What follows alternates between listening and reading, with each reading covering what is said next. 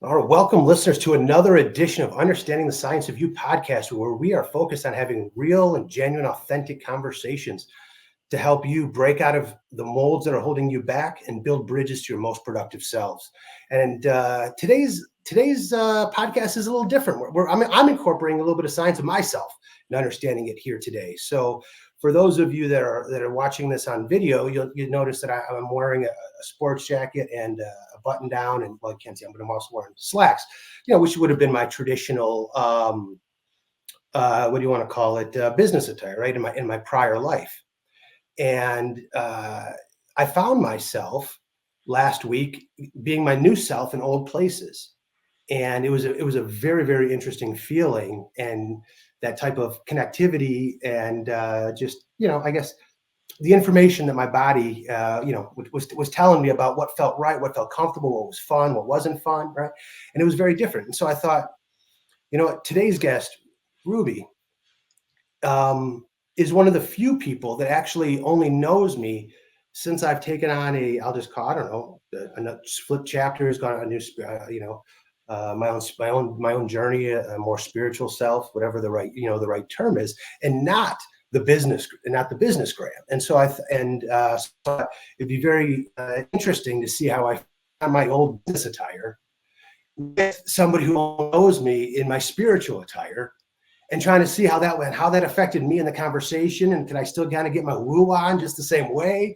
Or is it kind of, does it alter my mindset a little bit and taking me back to the old ways, right? So now I'm bringing my old self to my new places. And so, I'm curious to see how that goes. One of the things that makes today very exciting for me and Ruby joining us is Ruby was the very first person that I ever experienced, I don't know what you would call my psychic gifts with. Right? And so, she provided a very safe space to live or to learn and explore these things, right? Like when you're a kid playing sports, right? Like I'd go to, basketball practice. This is before everybody hit their growth spurt. For those of you who don't know, I'm a short guy. So that's why, basketball, became no bueno after junior high. But before that, it was a thing, right? And, so you go out and you play with your friends and you knew how to work on your athleticism, right? Well, if you've got spiritual gifts or psychism or other things like that, right, they don't really have those same kind of things where you just go to your neighborhood and your friends and you go hang out in the backyard and figure out how to work on these things together, right? And so, I learned that aspect, of myself with Ruby. And so I started to write down a few of the ways that we kind of practice our different skills together. And one was just like channeling information for guidance and problem solving, channeling entities like relatives, right? The very first time I ever did anything, I was channeling a relative for you and being able to experience those emotions as well, and visualizing that. That was quite the experience for me as well. And then remote viewing, right? We've done that, and then the historical. And you taught me at that time to speak up, because I said plushed animals when I really saw a unicorn. And then in conversation later, you were like, yeah, I had a unicorn. I'm like, I saw it, but I didn't want to say anything. And so that taught me to recognize, hey, sometimes stuff isn't going to make sense when you're seeing it. It's not meant for me, right? And so that was a really cool thing. Also helping to be able to channel the higher selves and to get the feedback that we're not necessarily hearing. Medical intuition, our personal favorite is the animal intuition, and being able to understand and connect with the animal energies and the communicating between consciousnesses and both expanding consciousnesses, right? And all of everything I just talked about is helping to expand our consciousness and understanding that and being comfortable with that. And then all of the different clair abilities, right? I mean, I thought I started making this list and I was like, wow, just messing around, we really covered a whole lot of different stuff, and we're able to do a lot of really cool different things. And while a lot of that stuff isn't necessarily like, oh my gosh, this is how it translates into practical day-to-day living, while I can definitely go down that path for today's conversation, though. The thing that was like the most cool for me about all of that was like when we talk about understanding the science of you, I was like, holy cow, there's this entire magical mystery world out there that like really exists. I didn't even know, I wasn't even aware of it, let alone did I realize I had the ability to kind of tap in and understand it. Because the way that I understood things based on sci-fi movies or pop culture or even my own belief systems, right? I never considered myself as having any type of, different sensitivities to energies and things like that. And so anyway, so now being able to have both of my selves together here, I don't know, is quite interesting. So Ruby, hey, thank you so much for always providing that safe space. And so I know that was like a way long intro, but I was really appreciate you coming on because, look, you've been very open and vulnerable with me in a lot of ways, which I truly appreciate. And I think that, look, I think you've got, and I think that you and your stories and what you've learned and what you're still learning about. There's a lot that listeners will have to take from that, right? Because I think it's also important for people to understand that, look, it's not about having everything figured out. A lot of times it's also about, you know what I mean? Like, hey, you got some stuff figured out, but a lot of life is figuring out new stuff and continuing to figure out new stuff, right? And so I think like for me and us and how this kind of like those different, abilities or understandings, that's just about understanding the science of you and being excited about how much more there is to always know and how much more there is to explore. And so I want to just thank you in advance for allowing listeners to explore a little bit through you today. So I'm going to now pause because I've talked way more than I want to and say, hey, talk a little bit about yourself and kind of where you grew up and, just to kind of help to shape a little bit of identity so that people can understand how you were started and what was normal to kind of where you gravitated towards, so that they can understand that contrast in your just stepping into self.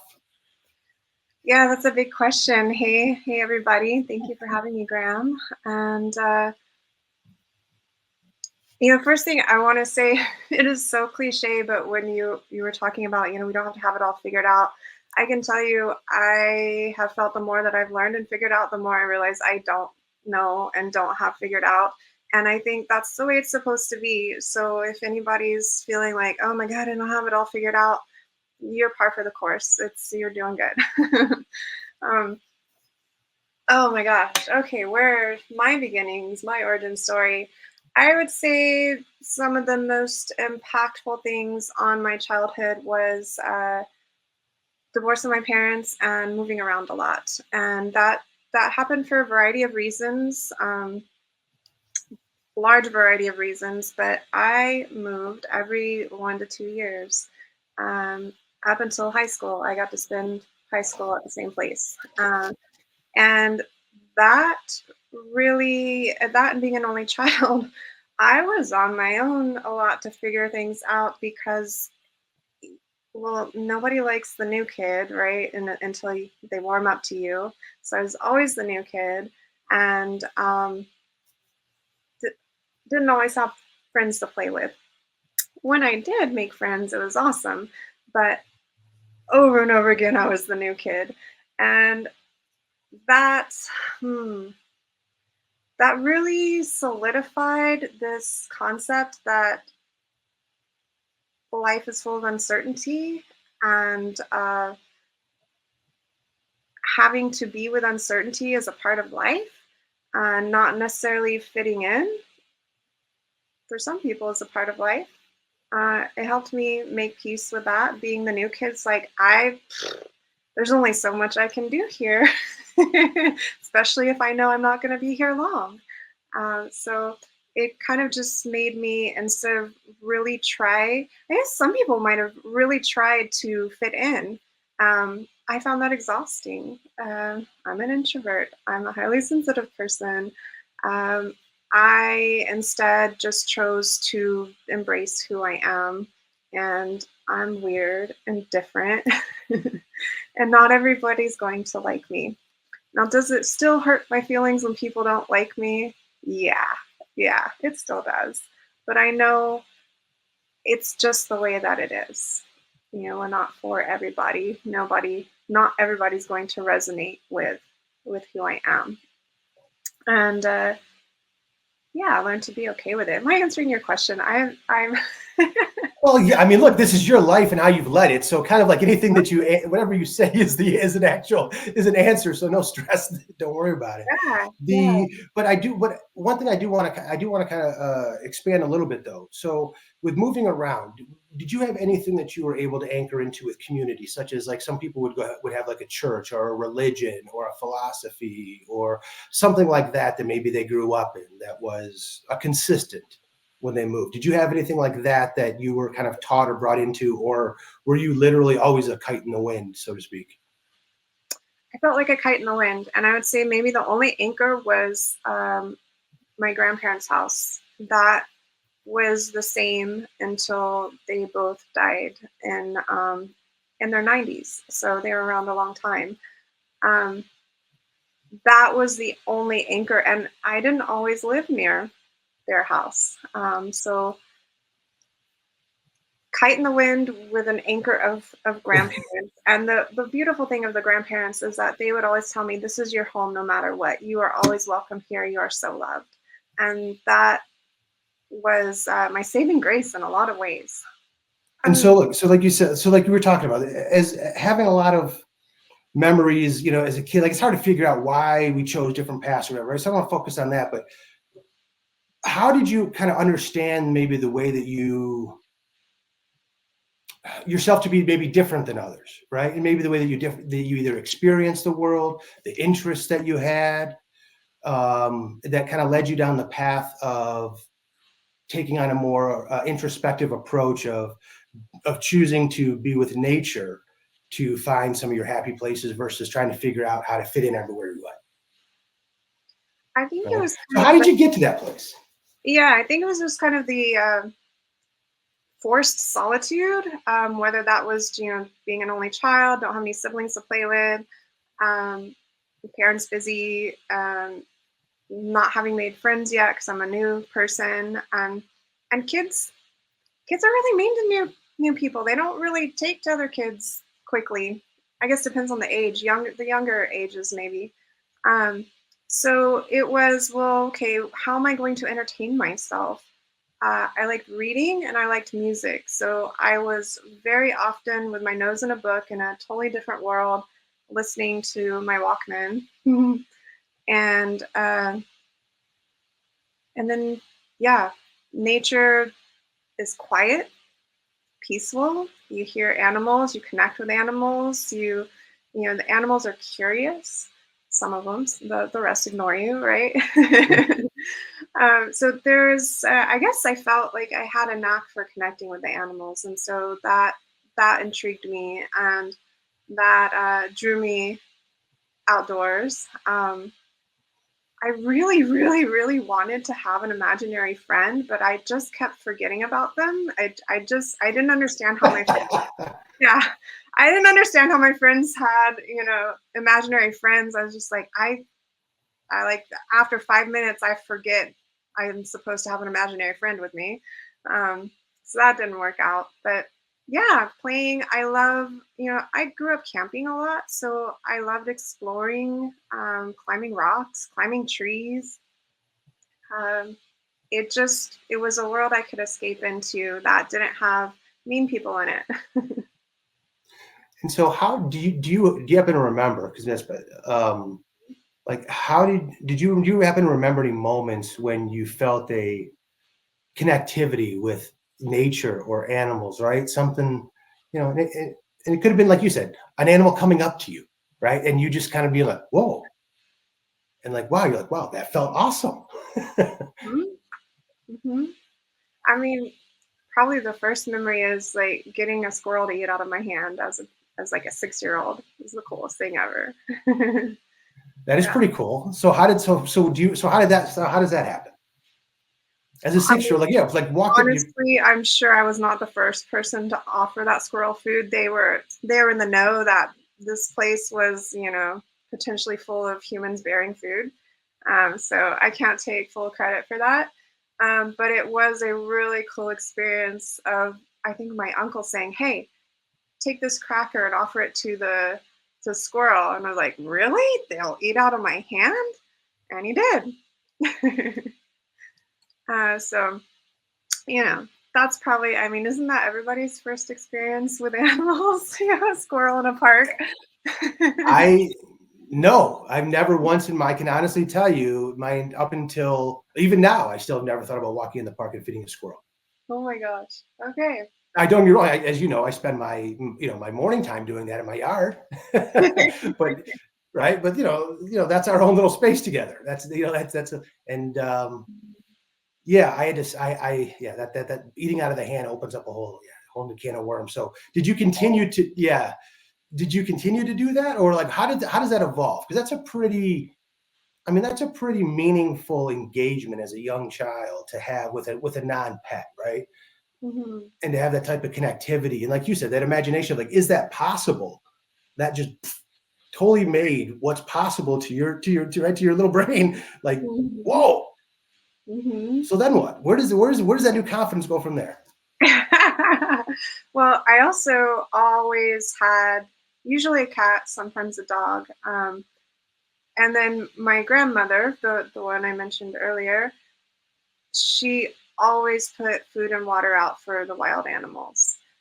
So I had this model of caring for animals. I always had pets near me, and I noticed like the pets. I learned how I learned cat language. I learned how to communicate with the cat. I noticed that when I was sick or didn't feel good, they would get really snuggly with me, and so I noticed more how they were attuning to me, and so I started attuning to them more. If that makes sense.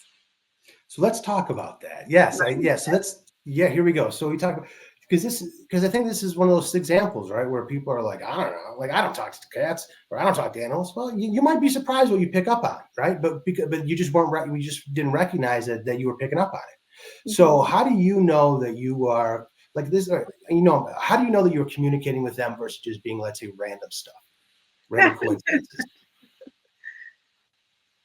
I mean, can we always say with certainty that we are? I don't know. But it felt like it was. It felt real to me. It feels real to me to this day when I do it. Um, and I just learned to maybe trust what was coming in. Like I'd hear thoughts or, you know, have suddenly like, oh, they need XYZ right now. So just kind of learn to lean into my intuition of like, okay, what is this critter that doesn't speak English? Was it trying to communicate to me? So I think that you touch on like it's which is one. Why else would these thoughts pop up? Right. So at some Yeah, point you can't, right? yeah, Right. Like why would, so I think that the same way that it's easy to shrug things off and say, yeah, it's just random. Okay. Well, if it's just random, why did this thought pop up that was never there before? right, Where did that come from? Right. right. Uh, So I think logic, should be applied equally the other way too, right? Which is why is something I've never thought of, never, now popping in, and which then leads to the other thing, which I would think is important to talk about, which is for you, when you talk about it feels real. Hmm. Right. It's really important. I think, man, I think, and everybody would agree with it. The more that everybody learn how to develop their own kind of lie detector, Yeah. right, the better things would be. So, I always want to share how everybody feels real or how they feel danger, whatever it is. Right. So how do they feel, real to you? Yeah, I'm trying to, I knew this question was coming, so I'm trying to think in my mind. What does it feel like? It doesn't feel forced, and I don't know, for me, I guess could call it the claircognizance. It's just a knowing. It's just like, I just know this is true. Just know this is true. And then you test it out. In some cases with claircognizance, you can find out like, yes, this is true. No, it's not, right? So you can test it. Um, how else? I don't know. Well, Billy, by the way, you and I could do. Definitely do a segment on just learning from animals. I want to jump in and share with you like one of the other things that I think is really important, and this is where I think that people if they either don't recognize the connectivity, right, that you talk about, or they're trying to gain the connectivity in a way that is, how do I say, like, based on my experience, not the way that it really works. Right. So, for example, amongst humans, if we were to talk to each other, we may have a desire to say, oh, let me test, let me see, can I ask Ruby to come into this room? Right. And look, but like, look, you're talking to an animal. Why does what is in it for that animal to come into the room? Right. Right. Like that's what people like animals are their own, sentient beings of consciousness that are, that are going on in their own merry way. They're not here to amuse humans. They're not here as play toys, right? And so I think so expecting to be able to engage in using it to control, right, is definitely not going. You're right. So I'm saying, so if somebody's trying to go from that perspective, they're not going to see the gifts and see the connectivity, right? But if somebody is trying to understand, well, what are the things that we kind of all have in common? Well, I think generally speaking, everybody can understand compassion and kindness, hunger, safety, fear, love, right? And then to the other part, and ideally, what you can get lucky and you can find mutual curiosity, which is where the cat or the other animal is willing to kind of learn about you as you are willing to learn about them. Yes. And they have personalities just like humans do, right? Like I got to have in a given morning, I got 11 squirrels in my bed, that we're hanging out with, and of the 11, 5 or 6 will come up to the back door and come and get food, but only 3 or 4 of those will actually be comfortable once I open up the door and stay there and let me drop food and then kind of reclose the door, right? Right. And there's even a couple, and then there's 1 or 2 that get really crazy, that are the really eccentric ones who now start who will randomly take food out of my hand without me noticing, and now occasionally they climb on my screen door to let me know that they're hungry, and kind of like their version of knocking on the door, kind of going back to where you got to be careful about feeding things. And so I learned through that to be very I learned about better boundaries, about because and I also was impressed by just like how animals like pets will bite you, but they recognize a gentleness to their bite or their touch that that's like impressive. I had the same interaction with the squirrel. Micah caught me off guard and she nipped me, but she recognized that it wasn't, and I was very impressed by not like recognizing it was my finger and not a nut, and then continuing to bite through. I was appreciative of the no blood draw, right? Yes.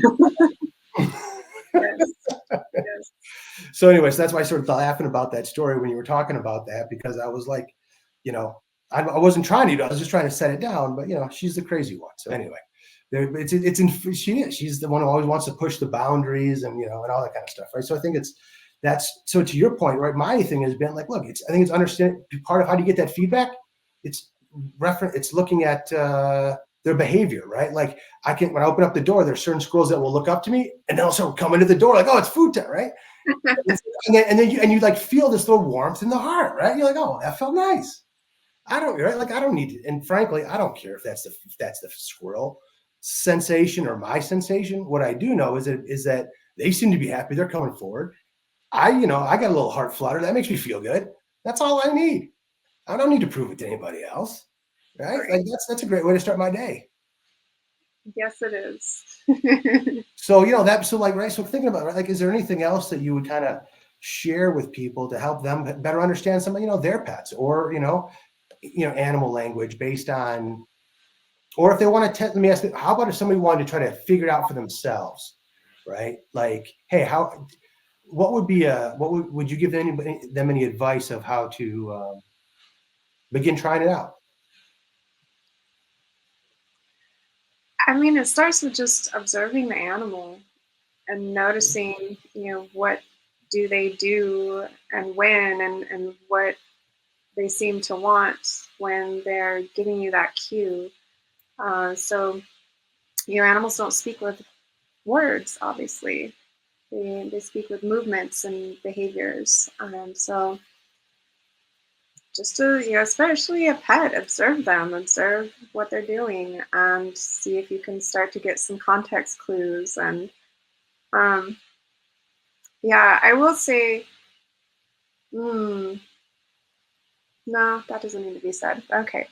That's all right. No, but so it's funny. I know that you are thinking that maybe some of these things aren't that fun to talk about, but I want to give you I'm going to flip the coin. And so I'm going to go back. I'm going to go all of those kids the little kids on the playground. And I'm going to say, hey kids, you got a choice. I'm going to give you this rubber ball. You can either throw it in that hoop, or you can, throw it at each other, whatever amuses you, or you can come over here and you can watch and interact and engage with animals. and actually hear them. I'm going to bet you that there's going to be a lot more kids that are going to be like, I want to learn how to hear what my bunny's saying, than running over and trying to figure out how they can have a better relationship with their bunny than they are getting excited about hitting another kid, with the dodgeball. Yeah. So, so anyway, so that's a pretty cool thing that I think a lot of kids would have been jealous of if they'd known. Did you seek? Let me take that back. To your point, kids can be cruel and not believe. So did you keep that to yourself, or were you open about that aspect of yourself? I probably just kept it to myself.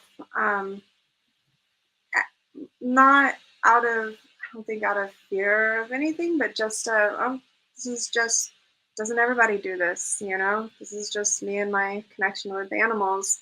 I do want to say, you asked about, something, what would I tell people who want to try this out? And then you brought in the kid analogy. And the first thing I thought of, the biggest thing for kids to learn is like, don't impose your will. If it doesn't want to be picked up, don't pick it up, right? And I think that still goes no matter what age you are, is it's not about imposing your will, because there's things like animal training, right? Let's take dog training. You train your dog to do things. Dogs are very treat motivated, so it's doable, right? You can train cats, it's harder. But it is imposing your will on the animal. And that's something that I have not been a fan on. I understand the value of dog training. I do appreciate trained dogs. They're very well behaved. And in my connection with animals, it's not about imposing my will. So if they want to be left alone, I leave them alone. And, my curiosity doesn't trump their free will, if that makes sense. Not only does it make sense, I think that it probably is a rule that applies to dealings with people. For sure. I mean, I don't think anybody should go around trying to impose their free will on anybody else. Oh, yeah, doesn't turn out well usually. No, and I sure as shit don't think that strangers should go around picking up people either, right? Definitely not. Right, I mean, it's really funny when you start to ask, like, you put yourself in the, anyway. Yeah, I agree with you so much. I think I think that not imposing will, demonstrating respect, operating out of curiosity and compassion of learning, right? Not about, like you said, not about making it what you want and figuring out about the animal, the thing, and that's a hard thing to do, quite frankly. I don't care how old you are, to be able to, to be able to just sit, watch, and observe, right? And to be able to then go, okay, now how do I establish boundaries? And that I guess, how did that kind of translate then over into the rest of your dealings and how you experience kind of the world and people? Because your kind of default setting is different, right? And so you're having to make adjustments to kind of go into a traditional setting, like me, right? Let me be clear, right? Yeah. And so how did you figure out how to be comfortable in your skin, getting away from nature, and going to high school, junior high school, right? All of those things where you just end up being around people. How did you figure out how to maintain that balance, but also how did it make you more wise? That's probably because you picked up a lot of wisdom in this. So honestly, not trying to sound arrogant at all, I excelled in school. Somehow it worked for me. It was really hard being indoors. Really hard being indoors. I did not enjoy that. So like PE was always my favorite, and any opportunity I had to play a sport instead of be indoors, I took that. So school itself wasn't as hard as the social aspect. And okay, here's something you asked, like what was an anchor? I forgot about this. In middle school and high school, I was in band, and so I had music, and it was the most incredible thing. It especially in high school, it became like family. Like we were a band family, so we were the band nerds, and okay, this is my place in high school society. I'm a band nerd, and I'm fine with that because I get to play music. And I remember being in awe in band class of like, here's 100 of us teenagers. Some are probably, I don't know, just say different social groups. And we're all coming together and creating something bigger than ourselves together, and it's just absolutely beautiful. So music, there's music again, helping me cope. If I didn't have music and sports in school, then it would have been a problem. But I had a problem, you know, being around that many people um, all the time, all day. I would go home and just like zonk out for hours. I slept. I slept probably more than most people. So if I wasn't if I wasn't in school, if I wasn't playing sports, if I wasn't in playing music, I was sleeping to recover from it all, and have to do it again the next day. And then on the weekends, I was sleeping. um, By the way, shout out to the band kids, because I'll admit, back in high school, right, I was not a band kid, but I was a sports guy, and because this is back, I had my mass, right? I was fitting in. I thought I was doing what I was supposed to do. I thought I was doing, what Rod taught me. Rod's the adult who onboarded me here on the earth. He's taught you, right? Like you're masculine. You go play sports, right? Like that was that, like the kind of persona, right, that I knew to grow up in, right? So I was like, so I would know with people. I didn't make fun of the band, but right, like in my head, I'm like band, right? Then, but when my shout out is once I got into my career, I was like, all the cool people that I enjoy talking with were all the band people. all the ones that have like good personalities, great stories, enjoyable, that are comfortable in their skin, right? Like I'm like, anyway, like they were all the band kids. I didn't get anyway, and so that's why I got us just, anyway. That ended, in my opinion, whether at least in the data science world and getting to know, that's where I found where the cool kids ended up. So I mean, me too. Yeah, the band was where it was at. It was the cool people, and in my opinion, and it's like we were the ones comfortable within our skins. We weren't trying to be somebody we weren't. We just loved music, and it made us feel whole. Would be my assumption based on how I felt, and it was a built-in community. It's funny you say you bring up such an important like shaping or molding moments that happens, and as we grow up, which is that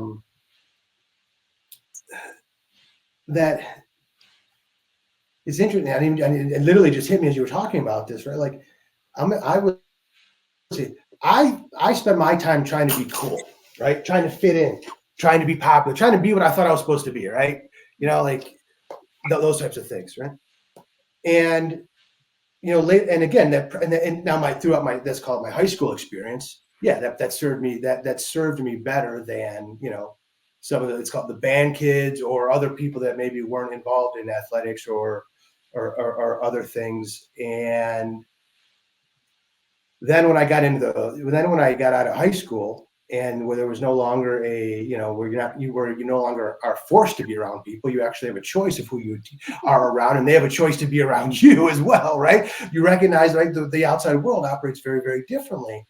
And one of the things that just like kind of for me, like I don't miss not going to college because of having a diploma on the wall, but to that point, what I did miss throughout my career though was the learning of how to understand people, how to work in groups, the social aspects, right, and how to be comfortable in your own skin versus trying to fit in. And so I can't tell you how many times in my career I wish that I would have had the strong sense of self that I saw in people that did the outlier stuff like band or otherwise, and how much that really benefited them later on in life.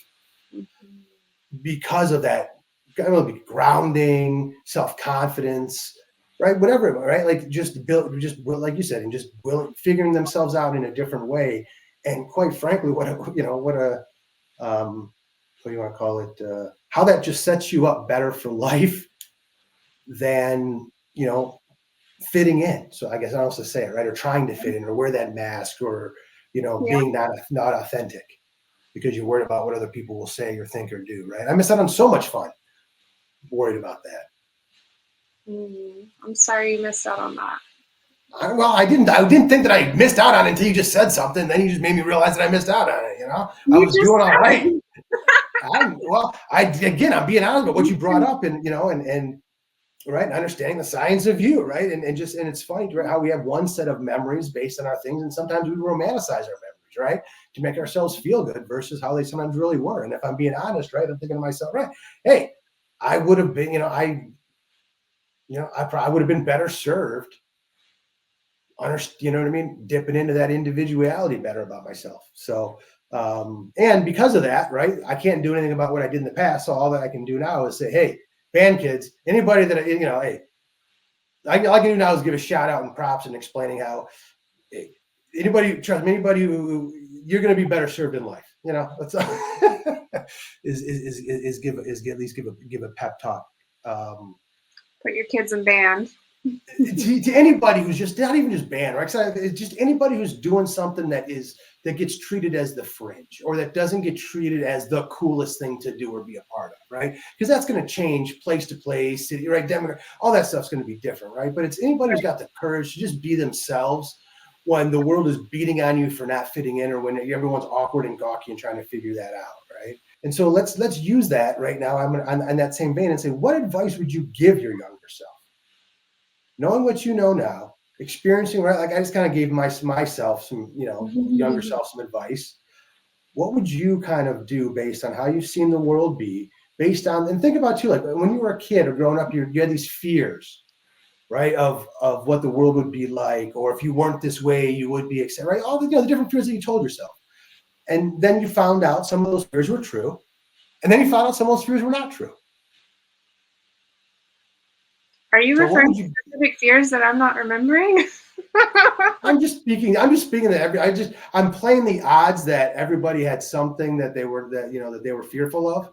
Yeah, okay. So there was, because people were mean and I was usually the new kid and I was a shy introvert, I held myself back from participating in a few things. All I can say, maybe because afraid kids would be mean to me or something. I don't know. I don't know exactly. But part of me was interested in trying other sports than the ones I played. And I held myself back. So there were ways where I held myself back out of fear, and I wish I hadn't. And so I would say, especially, looking back now as an adult, whether you're instantly really great at the thing or not, it doesn't matter. Just try it. I mean, when you're a kid, none of it matters. It's all just about having fun and experimenting. So I would tell my younger self, like, let yourself have more life experiences and stop being a spectator as much as you are. And I wasn't a complete spectator. I want to qualify that. I did a lot of activities that I enjoyed, but there were ways where I realized that I was just being a spectator and not letting myself try it out. And that bit me in the butt later. So how would you tell yourself and listeners now how to try to find that balance between knowing your happy place and challenging your right, like being in nature and being around things, and then challenging yourself though to still new things, right? And to still find out if there's other things that also interest you, right? And to keep that going. It's been something that I've continued to this day of, what am I really wanting to do that I'm not letting myself have, that I'm not letting myself do? And giving myself permission. It's like, okay, well, you want to learn how to play a new musical instrument? Just take a couple lessons. You don't have to commit for life. Just take a couple lessons. See if you like it, if you want to follow through. I can say one musical instrument I tried, I didn't like as much as I thought I would, and so I feel okay dropping it. Um, Others, I'm very happy. I gave myself permission to pick them up as an adult.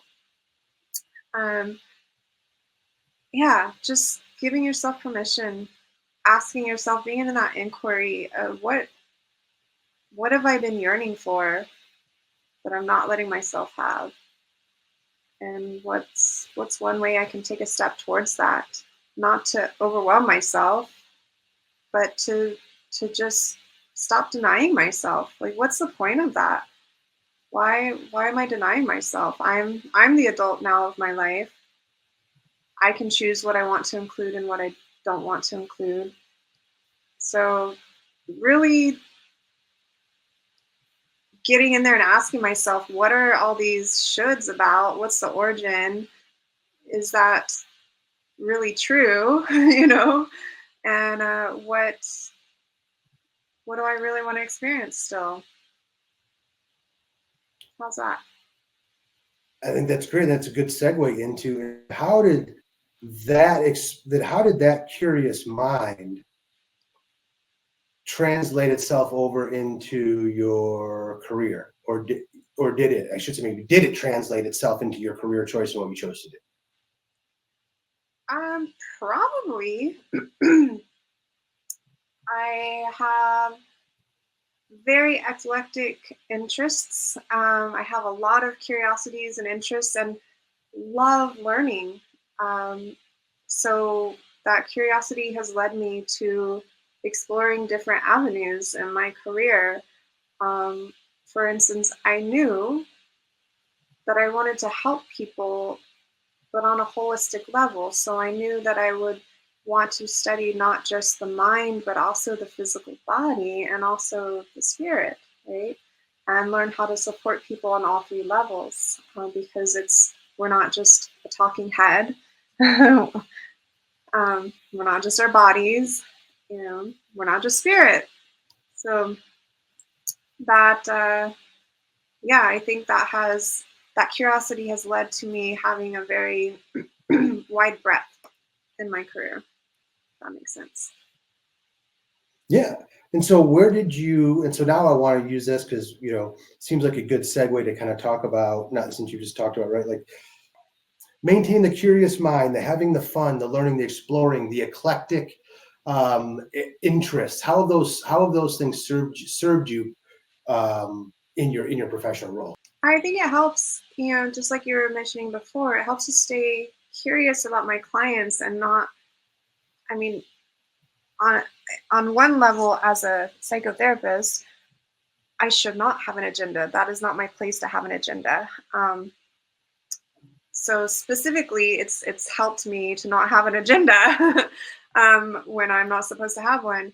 But it definitely helps me to be curious about, okay, who is this person in front of me? What is it about them or their life that has them doing these self-sabotaging things, for instance, or not being able to get past a certain emotion?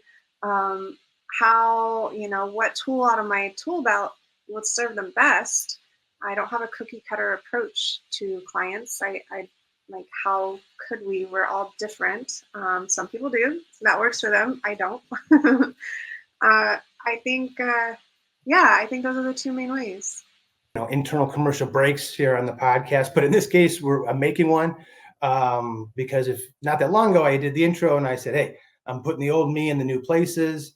And through the conversation with Ruby, I can tell you that the old me and the new places wasn't so good, and so there's not a need to subject you guys to that learning experience that I went through. So we're adjusting the interview, to remove my unproductive learning here, and it's literally just kind of creating a better segue. And instead of trying to wear the same clothes and make it look the same and put together this concept of flawlessness that's just frankly unrealistic to live up to, because life is messy, especially if you're doing any sort of personal work or trying to achieve goals. I mean, stuff is messy. And I'll share the story that probably hear music a bunch of times because it really stuck out to me. I don't know any of her music, but Billie Eilish, I hope I said her name right, was on like a Netflix thing, and they were interviewing her about stuff, and she just talked about, I think it was something like, it was either something like 50 or 300. It was something very large number of samples that were used to actually create what was played on the radio. And I thought to myself, wow. So you're telling me that in order to talk about setting an unrealistic expectation and the amount of work that actually goes into creating, quote unquote, a flawless few-minute song, and if people think that that's reality, I mean, talk about, you drive yourself crazy trying to achieve that. So I can't contribute to that. This is where I'm getting to with that.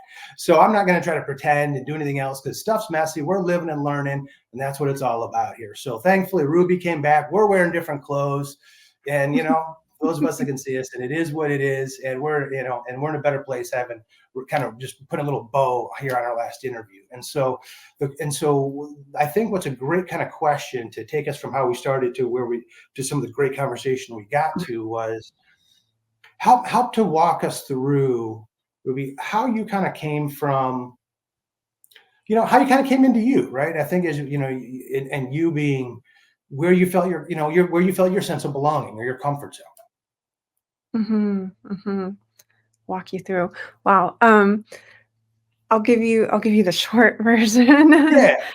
Yeah. Yeah. So, as I mentioned, I moved a lot and was the new kid a lot. So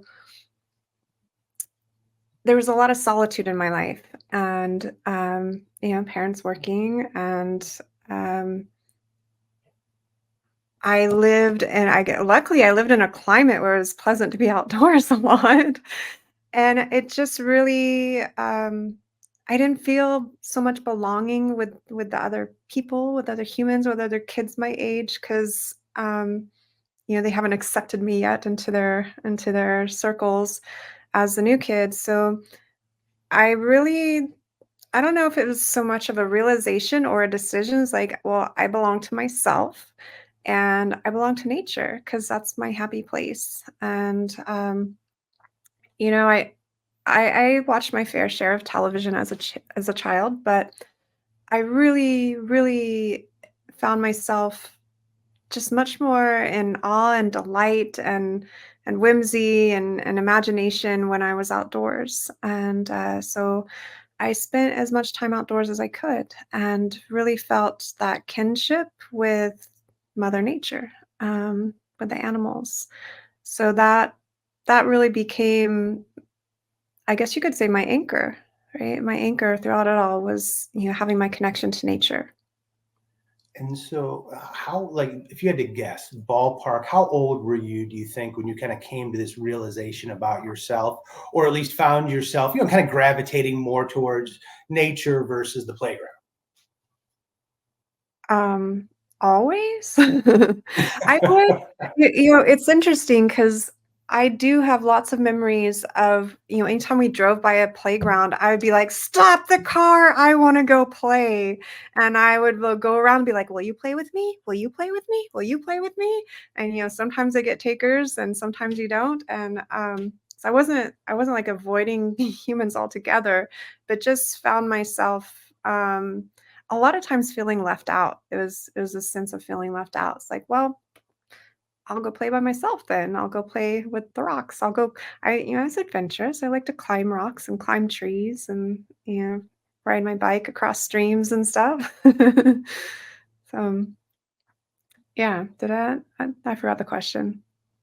No, you answered the question, right, which was just kind of how you kind of came to that place. And I was, like, as every time I talk to anybody, right, and they give me their perspective of things, it also allows me, or it gives me some many times it causes me to pause and reflect and see some of my childhood, right, through a different set of lenses.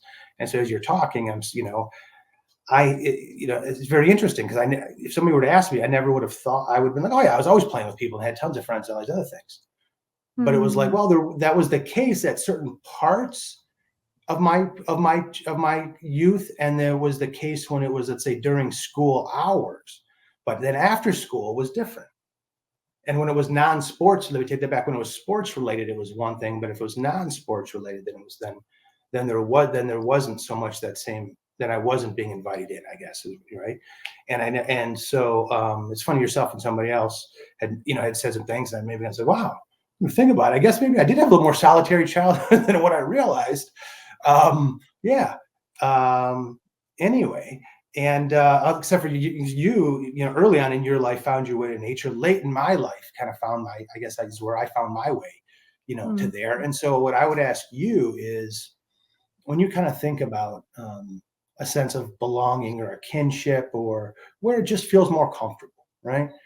And maybe that's what the answer is. But do you have, you know, any sort of way that you would kind of say, at least maybe, you know, knowing it now, you may have not known it then, but how you recognize that you just felt different in like the different environments, and how one just kind of felt more comfortable than another?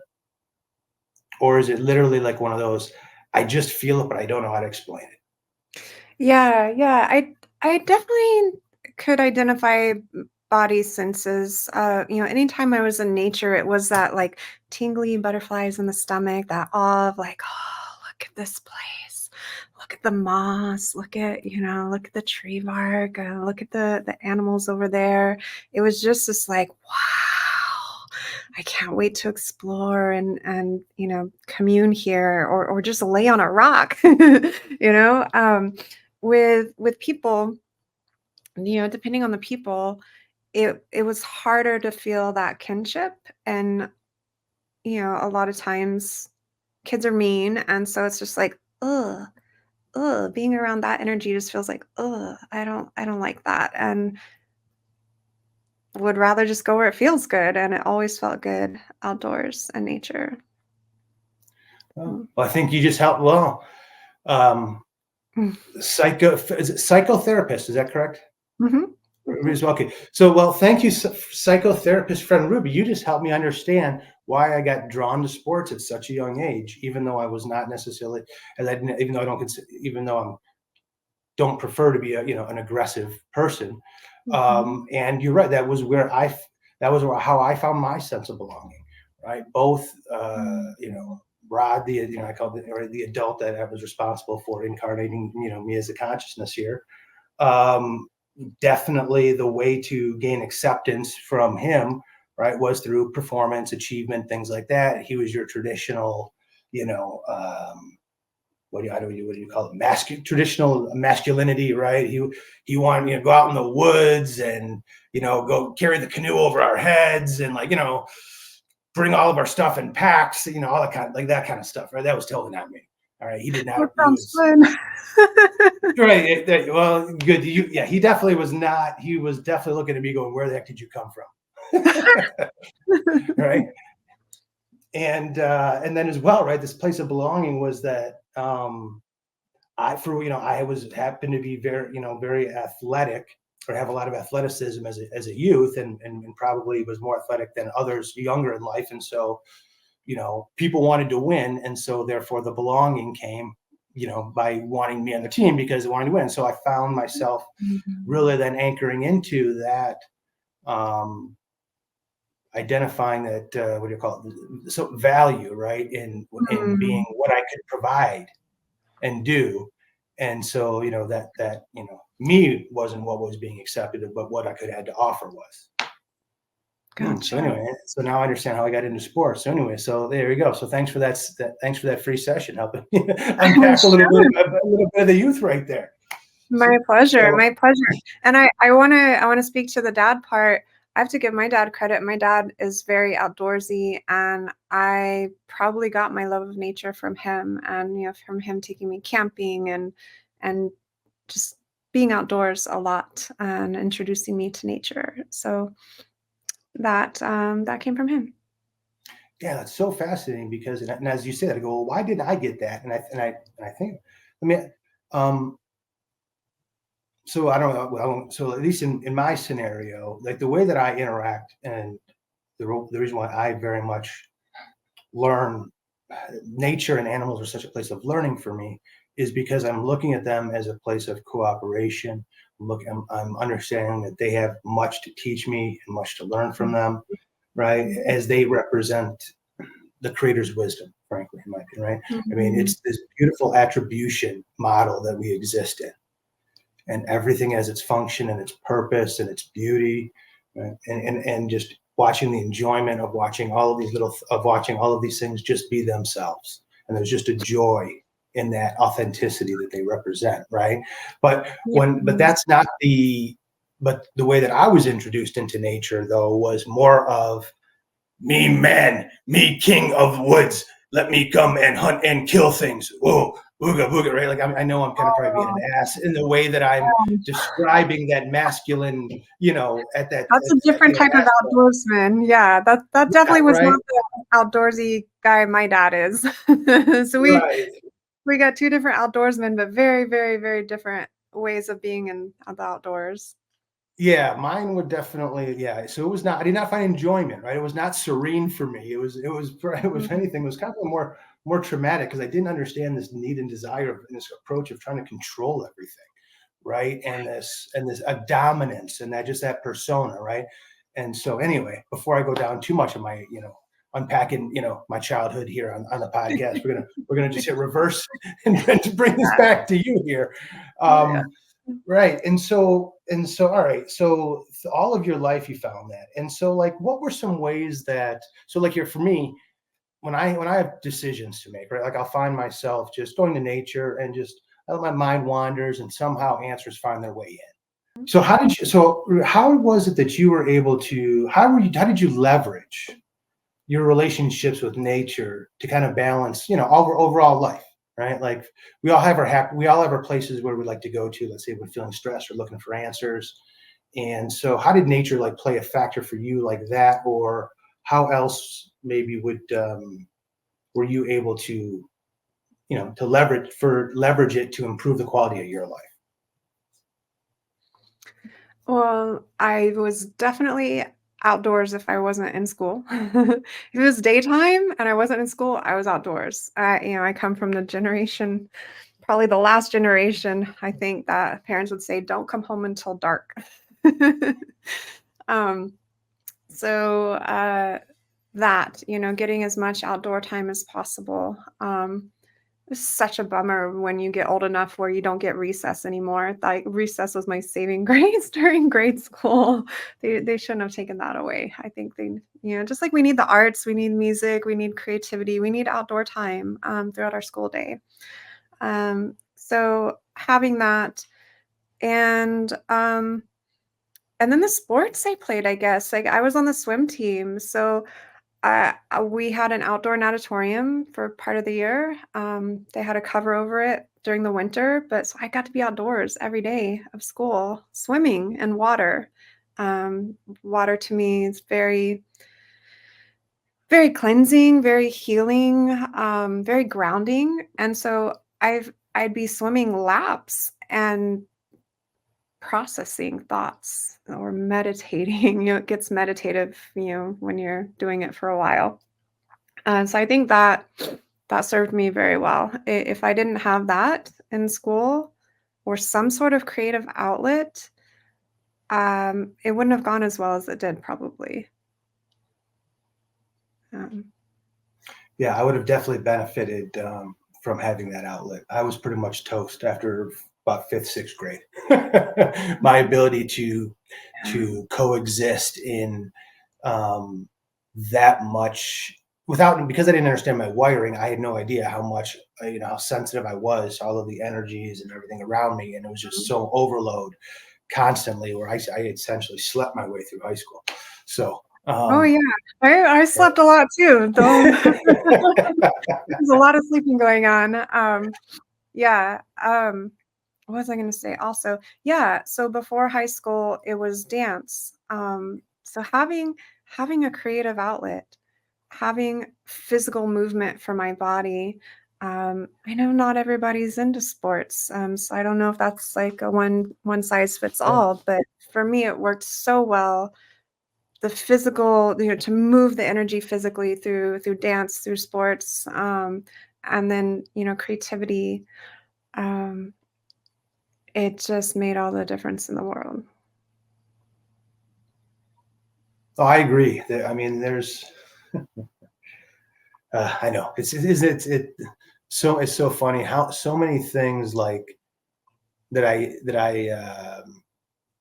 I find to be really calming, peaceful, actually in second nature to me or inherent to me when I allow myself to just be, such as that I wouldn't have done like as a kid, right? Like such as dance or just movement and understanding and appreciating the need and the value for that, as well as also understanding the need for sleep, right? When you're wired to be more sensitive to read things, right? Like you gotta take care of your batteries.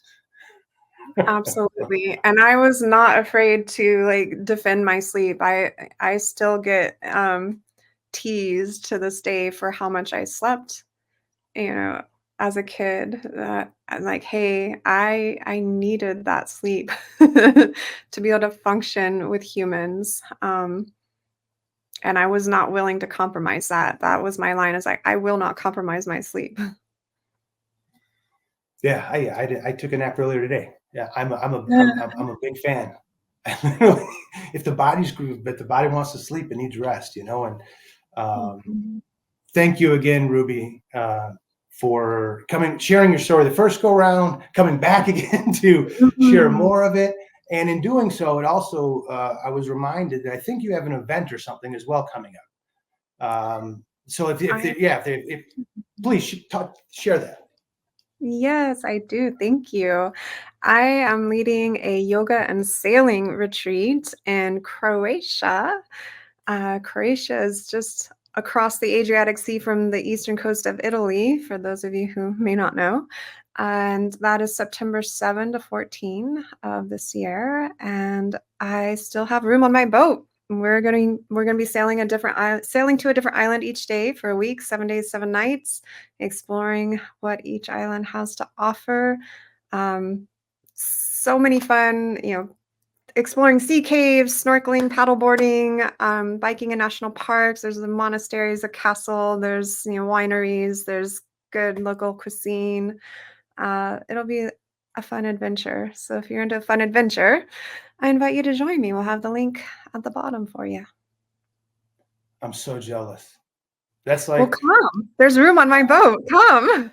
well, this gets back to the people and the nature thing. This is where like what you just described is like is one of my one of my bucket list items. It just happens to be me and a captain.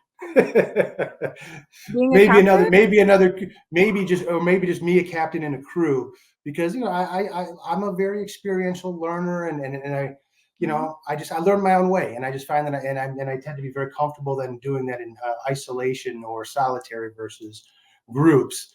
So anyway, so I will admit that I think that is like, I think it sounds like such an amazing time, such an awesome and amazing experience, and I think that's so fantastic that you are putting that together for Yeah. people. And, so if I Yeah. get past, who knows? Maybe when I'm, more comfortable. But anyway, I'll have to talk to you offline, maybe you can help me to figure out how to do that, because Yes. yeah, I've been getting coffee. I've been feeling drawn back to the water, to some of our earlier conversation as well, I here love in that. as part of this next chapter in my life, and so. Yeah. Anyway, so by the way, well, I guess my last thing. Did you ever see Captain Ron, the movie Captain Ron, with I think it was Kurt Russell? I don't think so. All No. right. Anyway, for anybody who is listening that does know Captain Ron, don't get him similar to this, family movies, except for it's around like the Caribbean Sea, crazy Mhm. captain and stuff in the family, but you can just living on a boat, right? It just I just always enjoyed that, and that sense of freedom that it's again wanting to experience it, right? It's like, I know it's not all fun and games, and I know that there's some romanticizing of it, but it's one of those things where it's like you want to be able to experience it though, right? Instead of just, I don't want to just take a movie's you know word for it, right, or somebody else's. So anyway, It'll that's definitely be an adventure. so. All right, well, thank you everybody for tuning in here this week, and until next time, have yourselves a great week.